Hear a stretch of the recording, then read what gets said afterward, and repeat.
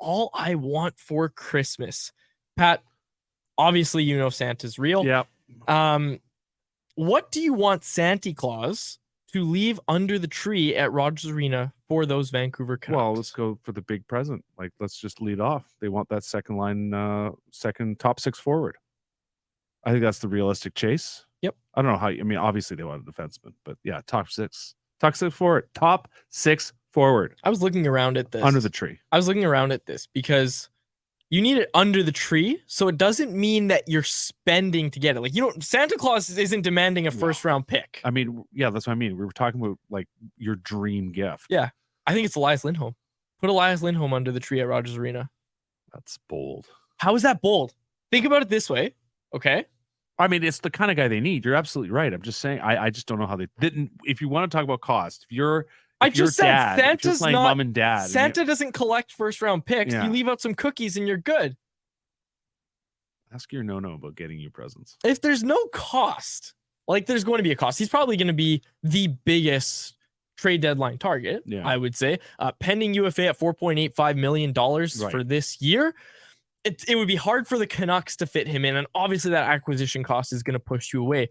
But if you could have anything for Christmas, it's a play-driving winger to play with Elias Pettersson. And for Elias Lindholm, if you go acquire him, all of a sudden you have, and I was talking about this with Irf yesterday about how they've been using JT Miller in the matchup role over Elias Pettersson all season long. And one thing Irf cited was, don't discount that JT Miller is better than Elias Pettersson at faceoffs. Elias Lindholm would really clean that up if you go to the lotto line formation where, and Elias Lindholm's great defensively, don't get me wrong. But I mean, if you have Elias Lindholm, legit Selke votes. Absolutely. I had him on my ballot 2 years ago. If Elias Lindholm's out there to take the faceoff, you have two guys who can play the defensive role of a center if you need them to, just like they had with the lotto line where JT Miller would take the draws and Elias Pettersson would rotate and become the center on that line. So it's a fit. It's a fit, and it's exactly the kind of guy they need. The thing, though, I would say at the same time is that, what's the incremental gain over, like, I don't know, Pia Suter? You've kind of already done that by having Suter there as an extra option to take draws. And Pettersson, your guy Pettersson, as you've revealed before, stiffer stick, wanted to win more faceoffs, right, David? Is that remember your story? I do. There is that he wants to be better. He is definitely better on faceoffs. You're absolutely right. Like, not every faceoff matters, right? But some do matter a lot. And so finding another guy to take those high leverage draws, I totally get that. I absolutely get that. I'm just not 100% convinced that, Lindholm. I mean, Lindholm is the kind of guy, but like, is that the only reason to get him? Is there someone else who's as useful, similarly feel that? As much? I don't know.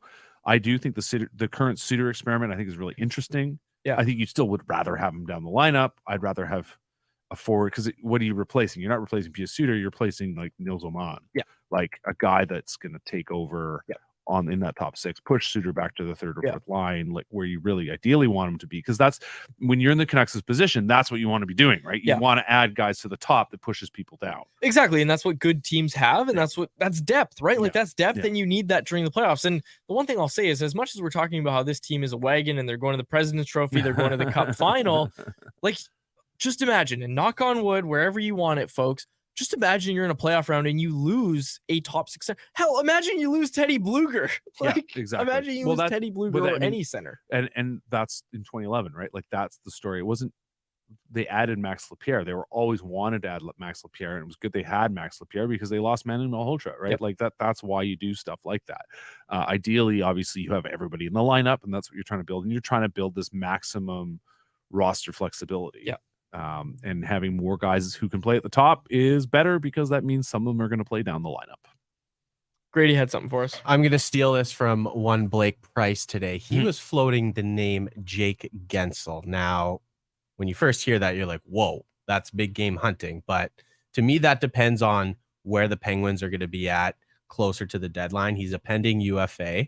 Tocchet, obviously familiar with him. Same thing with Rutherford Alvin. Really all depends on where they are in the standings. If Pittsburgh is willing to sell pieces off. Now, he is a winger. He's not going to be playing in the center spot. Blake floated, a potential Kuzmenko plus whatever else you have to add on to that. that might be too rich. A guy that I mentioned last week, Lawson Krause, another guy that played for Rick Tocchet. Now, just like Pittsburgh, where's Arizona going to be at the deadline? I've seen some people float out the name Travis Konecny in Philly. Of course, they're in a playoff spot. So it's such a tough year this year because the middle to lower end of the standings, there's a logjam, and how many teams are really going to actually be sellers come the deadline? So that's a really good point, Grady. You got to find a kind of fit those prototypes that are going to fit into a Tocchet system. Yeah. I think all three of those guys would, but you're going to have to pay an arm and leg for them. And good thing with Krause is he's got some term, whereas Gensel's UFA. Yeah. I think Konechny's got some time left too. So, I mean, the thing with a guy like Guentzel, though, like, obviously he'll be if he gets traded, he would be pursued after trade chip. But at the same time, the fact he's UFA lowers the price. Yeah. I wonder what it would cost. And the Kuzmenko swap idea, I just find that curious. You'd obviously have to add pretty significant. Yeah. I mean, I think I am a big fan of Andrei Kuzmenko as a personality. I enjoyed watching him play this year, but two things have really started to stand out to me, and that's the foot speed aspect. And I mean, Corey Schneider, shutdown line, who's done great data tracking for years, pushing out a graphic today pointing out basically who is and who isn't creating things, creating scoring chances, and Kuzmenko's bottom of the pile. Yep. Like, he's just not creating anything, and I think some of that is maybe related to the foot speed, maybe that's lack of confidence, whatever it is. But there's a player that I think teams understand a lot better than they did last year, and the challenge is now on him, right? Like, that is in many ways what Rick Tocchet has been pointing out as well, is like, Kuzmenko's got to figure out these are the skills he has. He's going to have to figure out a way to make himself more useful, because right now, I mean, 2 games in a row now, we're saying, well, he's not as useful as Phil Giuseppe. Like, that's a pretty big statement. And when one team is thinking that way, you're not selling high on that player to anybody else. So Cody Severson just wrote it for Canucks Army. It's not published yet. He just told me about it and I saw the title. But he dove into the NHL edge stats with Phil Giuseppe and Andrei Kuzmenko. And him and I were just texting about it. And we're going to preview the game shortly, folks. But spoiler alert, Andrei Kuzmenko was out of the lineup once again in Dallas with the Canucks, electing to go with Phil Giuseppe. And basically, Cody broke down why Phil Giuseppe got that shot. And when Cody and I were texting about it, he just said, like, NHL Edge is just showing that Phil Giuseppe is hustling way harder than Kuzmenko has all season. And again, I haven't read it. It's not published yet because we ran out of time to publish it. We just ran out of time. I mean, there's enough stuff that you can point to, whether it's data or just watching, right? Like, you can just watch Giuseppe. That he, his finishing isn't there. He's not as a creative, puck handler. But the thing he does really well, and I wrote a story about this. Can I hype my own stuff? Of course, yeah. At theprovince.com earlier this year. Phil Giuseppe is the best forechecker on the Canucks. Yep. Like, that is his skill. That's what's got him in the lineup. And had him on the Miller Besser line to start the season. And it's what's got Niels Höglander on that line right now, too. And he's got he's put the package together. He's got the hands. He's got the hands and he probably has better wheels. But Giuseppe, like, that makes you see it, and then you look at the numbers and you can see the difference, and you can see the things he does. And like Kuzmenko's not that player. Like, that's the thing. Yeah, that's the challenge in all this. And the way he was attached to the hip with Pettersson last year, like, he could finish. The number of goals he scored, I mean, obviously we know he was never going to score at the rate he scored at last year, but I still thought coming into the season he'd be a 20, 25 goal scorer because of things. He was such a good finisher right in front of the net. He was amazing at tipping the puck.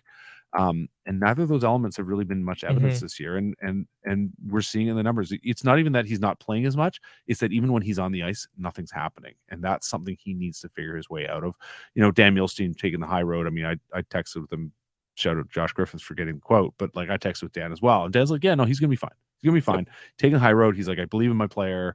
He's obviously, I don't imagine this is the first time he's faced adversity or had to figure things out. You look at the course of his career in Russia, the last couple of years were very successful.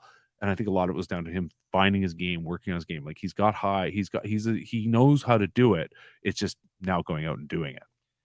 Yeah, I found it interesting, that stat you cited from Corey Schneider, not the Canucks backup goalie you're telling me. I'm not sure you're telling the truth, but that stat was so interesting because it almost highlights that Elias Pettersson needs the opposite of Andrei Kuzmenko right now on his line. And that's a play driving winger, somebody that can get him the puck, somebody that can create that offense where Pettersson has a chance to be the finisher on that line at times. And, obviously Kuzmenko just hasn't had that this year. So for my all I want for Christmas, as we loop it back to this loosely constructed segment, my number one wish for Santa to leave under the tree at Rogers Arena is a winger for Elias Pettersson.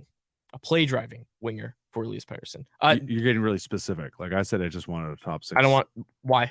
Okay. No, that's fine. No, I love it. And I'm just saying, you want something specific. I do.